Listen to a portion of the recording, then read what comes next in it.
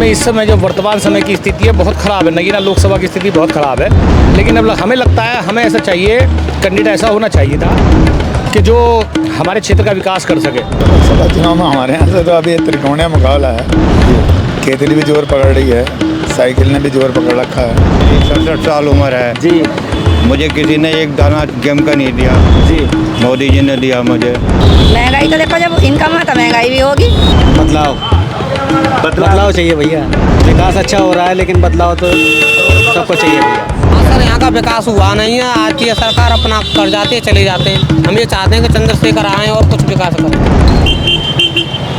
नमस्कार दोस्तों, अब हम चुनावी सफ़र में आ चुके हैं नगीना मुख्य चौराहे पर, जहां पर नगीना का यह मुख्य चौराहा है और यहां पर भी लोगों की राय जानते हैं कि आखिर जो लोकसभा चुनाव चल रहा है, जो लोकतंत्र का पर्व है, उसे किस तरीके से पब्लिक मना रही है अपने अपने हिसाब से।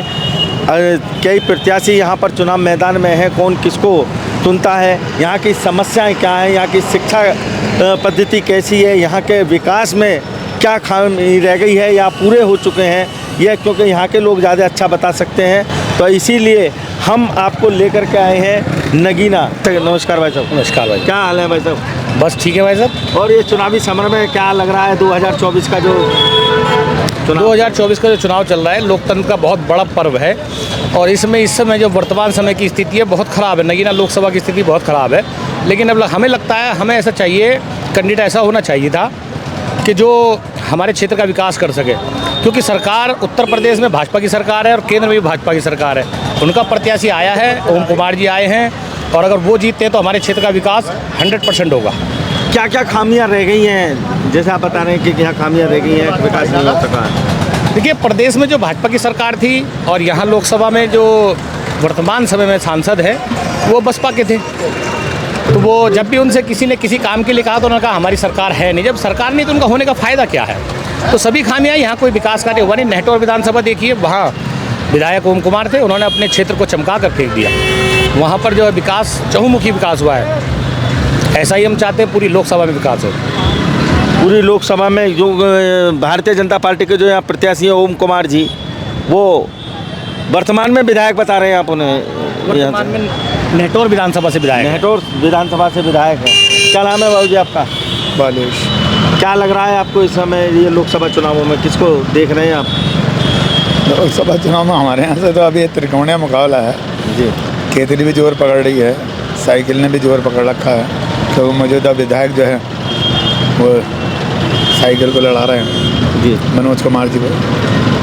तो अब देखो पलटा किस कर पर बैठा है। यहाँ पर जो गणित है, जैसा कि 6 से 6.5 लाख जो मुस्लिम मतदाता है यहाँ पर, मुस्लिम 3 से मतदाता तो 3.5 तय करेंगे ही जी। मुस्लिम मतदाता तो तय करेंगे ही, जिधर एक तरफा बढ़ गए उसे जिता के ले जाएंगे मतदाता। वो तो वाकई मुस्लिम ज़्यादा हैं। क्या मुस्लिम मतदाता ओम कुमार जी को सपोर्ट कर सकते हैं? बिल्कुल सपोर्ट कर रहे हैं, बिल्कुल सपोर्ट कर रहे हैं, क्योंकि मुस्लिम मतदाता भी इस चीज़ को समझ चुका है कि मोदी जी ने और माननीय योगी जी ने उनके लिए बहुत कुछ किया है। केंद्र की जितनी भी योजनाएं हैं, मुस्लिम मतदाता ने बहुत ज़्यादा उसका उनको लाभ मिला है। वो इस चीज़ को समझ रहे हैं और वो भी बढ़ चढ़ कर जो है भाग ले रहे हैं। जैसे कौन कौन सा लाभ मिला है मुस्लिम मतदाता को? उज्ज्वला योजना के अंतर्गत उन्हें गैस सिलेंडर मिले हैं। सबसे ज़्यादा मकान जितने भी प्रधानमंत्री आवास योजना के अंतर्गत बने हैं, मुस्लिम समाज के बने हैं। उन्हें स्वास्थ्य संबंधी बीमा योजना मिली है। बहुत सारे ऐसे जितनी भी योजनाएं हैं, सबका लाभ मुस्लिम मतदाता को, वो इस चीज़ को समझ चुका है। आपकी बात बिल्कुल सही है। हम आपको बता दें कि पहले जितनी भी योजना आती थी, आवासीय योजना, जैसा हमारे बड़े भाई ने जिक्र किया है, आवासीय योजना में फ्लैट बनाए जाते थे, काशीराम आवास बने हैं, और महापुरुषों के नाम पर जो सरकार रही हैं, उन्होंने अपने अपने महापुरुषों के नाम पर आवास बनाकर गरीब लोगों को दिए हैं। भाई साहब, एक बात मैं आपसे और जानना चाहूँगा कि 5-5.5 लाख मकान नरेंद्र मोदी जी ने बनवा दिए हैं। जी जी। जो 2-2.5 लाख रुपया आती है राशि, उसको, ये धनराशि उन लोगों को दी गई है जिनके पास ज़मीन थी,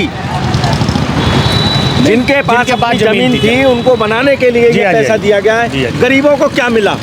नहीं, जिनके पास ज़मीन थी, गरीबों के पास जिनके अपने झोपड़पट्टी मकान थे, कच्चे मकान थे, उन्हें तोड़वाकर जो है नए मकान बनाए गए। ऐसा नहीं कि उन्हें लाभ नहीं हुआ है, लाभ बहुत अत्यधिक मात्रा में लाभ हुआ है सभी को। ऐसे मकानों पर बुलडोजर भी बाबा का खूब चला है। जिन लोगों ने गलत कार्य किए हैं, सरकार के नाम पे पैसा खाया है, बुलडोजर बाबा का चला है तो बिल्कुल सही चला है। नहीं, नखलो आप देखिए, पूरा नखलों का इलाका साफ करा दिया है ये उसके वहाँ पर कॉरिडोर बनाने के लिए, जबकि वहाँ से टैक्स लिया जाता था उन लोगों से। टैक्स भी लिया नगर पालिका में वो जमीन दर्ज थी, उसके बावजूद बुलडोजर चला दिया गया। नहीं, नगर पालिका में जमीन दर्ज थी, बुलडोजर चला है तो उन्हें कहीं ना कहीं जो है आवासीय व्यवस्था की जा रही है। ऐसा नहीं है कि उन्हें कुछ नहीं दिया जा रहा। अगर कॉरिडोर बन रहा है तो वही विकास कार्य है। नमस्कार बाबू जी, क्या हाल है? बढ़िया, और चुनाव कैसा चल रहा है आपके यहाँ? बेहतरीन। किसकी उम्मीद ज़्यादा, कौन आगे है? मोदी जी। मोदी जी आगे चल रहे हैं। चलो अब ये बताओ आप जी, आपकी कितनी उम्र है? मेरी उम्र तो लगभग 50 के अबव आ रही है। अच्छा, हुई नहीं है, आ जाएगी। हाँ, मेरी 67 साल उम्र है। जी मुझे किसी ने एक दाना गेम का नहीं दिया, जी मोदी जी ने दिया मुझे। जी तो मैं उन्हें वोट दूंगा या नहीं दूंगा? उनका हक बैठता है या नहीं बैठता मेरे हाँ, ऊपर? बिल्कुल बिल्कुल हक बैठ रहा साहब। तो मैं वोट भी दूंगा। ठीक ठीक। आइए, और यहाँ पर महिलाएं भी खड़ी हैं। उज्ज्वला योजना के तहत क्या स्थिति है, क्या है? नमस्कार बहन जी, नमस्ते भैया। क्या लग रहा है आपको? लोकसभा चुनाव आ गया है, आपके यहाँ पर पूरा पर्व चल रहा है। सरकार बनाने का मौका है, सरकार बिगाड़ने का मौका है, सही रखने का मौका है, तो किस नज़रिए से आप देखती हैं इस चुनाव को?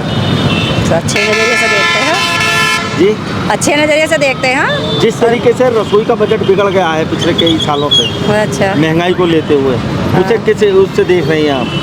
सही है। महंगाई तो देखो, जब इनकम है तो महंगाई भी होगी। जैसी इनकम है वैसी महंगाई है। जैसी इनकम है हाँ, वैसी महंगाई है। आपके यहाँ पर क्या स्थिति लग रही है? कौन प्रत्याशी है, किसको सपोर्ट भाई कर रहे हैं देखते ही क्या होता है, जिसका नसीब अच्छा होगा वही निकल जाएगा। आप? क्या टीचर वगैरह हैं आप? जी नहीं। उज्ज्वला योजना के तहत जो सिलेंडर मिले थे, हाँ, वो लोगों ने खरीद ले लिए हैं गवर्नमेंट से, लेकिन भरवाया नहीं जा रहा है। क्यों नहीं भरवाया जा रहा? ग्रामीण क्षेत्रों में तो पब्लिक बहुत परेशान हो रही है। नहीं भरवा रहे हैं सब। हमारे यहाँ तो मोहल्ले में जिसे भी मिला सभी भरवा रहे हैं। अब तो कोई ऐसा ही नहीं जिसके घर में सिलेंडर ना हो, जी। चाहे उज्ज्वला योजना के तहत मिले या बिना उज्ज्वला योजना के तहत मिले, सभी के। आइए, पेट्रोल पंप पर भी देख लेते हैं, बहुत सारे लोग हैं यहाँ पर, क्योंकि नगीना जो लोकसभा है वो एक आरक्षित लोकसभा है, जहाँ पर मुस्लिम मतदाता निर्णायक स्थिति में होता है, और वही पूरे जो है इसकी हार और जीत का फैसला करने के लिए मुस्लिम मतदाता बहुत ज़्यादा जरूर है। भाई साहब नमस्कार, क्या नाम है सर? सुरेंद्र कुमार। सुरेंद्र जी यहीं के नगीना के रहने वाले हैं। क्या लग रहा है आपको चुनाव में इस बार? क्या फूल का? जी, फूल का है। फूल का लग रहा है। भगवान का। फूल जीत जाएगा। जी जी ऐसा क्या कारण रहा है कि हर 5 साल बाद आप प्रत्याशी बदल देते हैं? सर, ये हमारी एरिया सत्ता का बदल है। देते ये हैं। हमारी एरिया का ही है। जी, हमारी एरिया का ही है ये भगवान आपके एरिया के हैं। जी, बाहर के नहीं है। लेकिन यहाँ की रोड की स्थिति या विकास कार्य किस तरीके से हुए? रोड तो यहाँ के ज़्यादा सही है नहीं, बिजनौर नहीं। से जोड़ते हुए जो रोड है वो बहुत खराब बनने है। जा रही है। जी, बनने जा रही है। उसके रोड को मिल रही सही है। बनने जा रही है। और विकास के नाम बढ़िया। पर कहाँ चल रहा है नगीना? नंबर 1 पे है। नंबर 1 पर है। जी। मैंने क्या नाम है जी आपका? आप और से लो। भाई नमस्कार, क्या लग रहा है जी लोकसभा चुनाव में इस बार? लोकसभा चुनाव में जी, बदलाव चाहिए भैया। बदलाव चाहिए। हाँ, क्योंकि देखो वैसे विकास अच्छा हो रहा है, लेकिन बदलाव तो सबको चाहिए भैया। जी जी, बदलाव चाहिए। क्या कमियां रह गई हैं पिछले उसमें? थोड़ा सा आगे ले लीजिए आप। कमियां तो कुछ नहीं है, देखो काम बहुत अच्छा हुआ है। जी, हमें बहुत सुविधा है हर चीज़ की।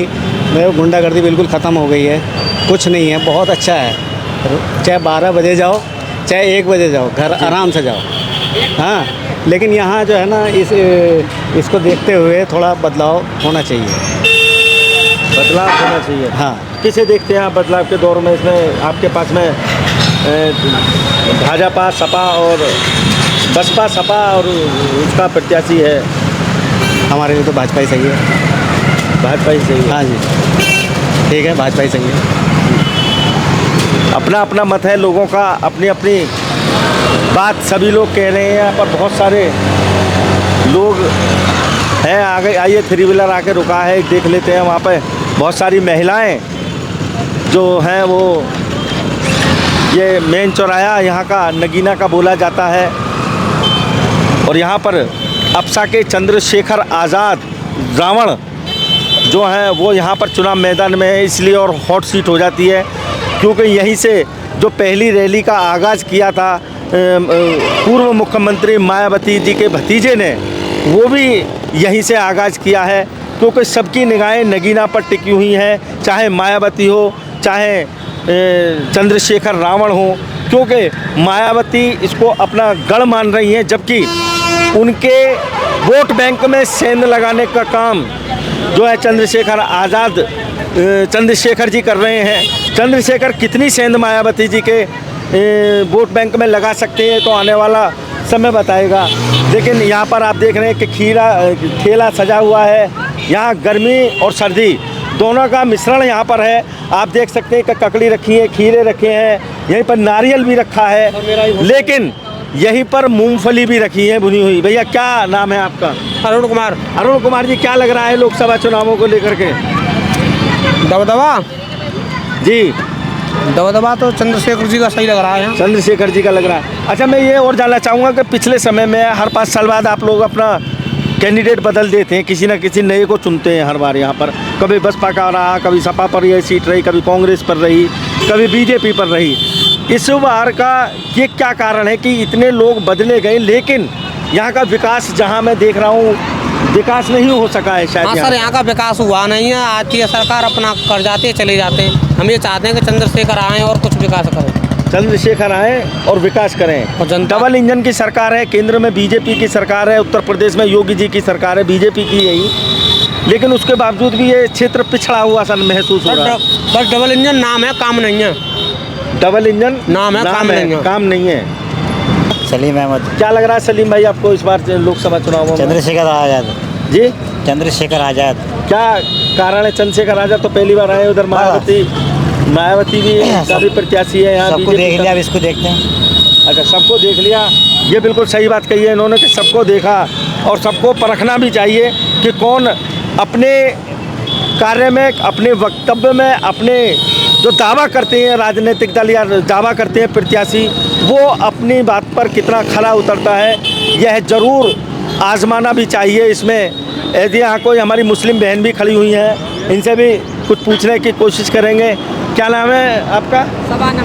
सबाना जी, क्या लग रहा है इस बार आपको जो लोकसभा चुनाव है? लोकसभा चुनाव, सब लोग लोकसभा चुनावों में हैं, व्यस्त हैं, राष्ट्रीय पर्व है, तो यहाँ पर जो है नगीना जो लोकसभा है, जिसको ऊपर वाला कामयाबी देगा वही जीतेगा। अब हमारे कहने से थोड़ी ना कुछ हो जाना का। ऊपर वाला वोट डालने नहीं आएगा, ऊपर वाला तो हाँ, सब कुछ ऊपर वाला ही करता। कामयाबी जो देगा ऊपर वाला ही देगा। जो चांद सितारे दिखागा तो ऊपर वाला ही दिखागा। तो ऊपर वाले से आप किसके लिए दुआ कर रही हैं? ऊपर वाले से दुआ कर रहे हैं, किसके लिए करेंगे? बस जो हमारे दिल में है उसके लिए करेंगे। अच्छा, बताएंगे नहीं? अब ऐसे थोड़ी बता देंगे, वो तो वो रखना पड़ता है, गुप्त रखी जाती है बातें। चलो ठीक है, ऐसे तो सारी मैं बिल्कुल, इनकी बात भी अपनी जगह जायज़ है कि जो मतदान होता है वो एक गुप्त तरीके से दिया जाता है। और नगीना जो लोकसभा है, इसमें मैं आपको पहले बता चुका हूँ कि 5 विधानसभा हैं, 16.5 लाख की लगभग वोटरों की आबादी है। वोटरों की बता रहा हूँ मैं, वोटरों की आबादी जो है लगभग 16.5 लाख है यहाँ पर, जिनमें से 6.5 लाख के करीब मुस्लिम मतदाता हैं और 3-3.5 लाख जो है वो अनुसूचित जाति के मतदाता हैं। निर्णायक स्थिति में मुस्लिम है। आगे क्या होता है 4 जून को पता लगेगा। इस खबर में मैं आपसे यहीं पर विदा चाहूँगा। अगले फिर इस सफ़र में किसी और लोकसभा में या कहीं और आपसे फिर मुलाकात होगी।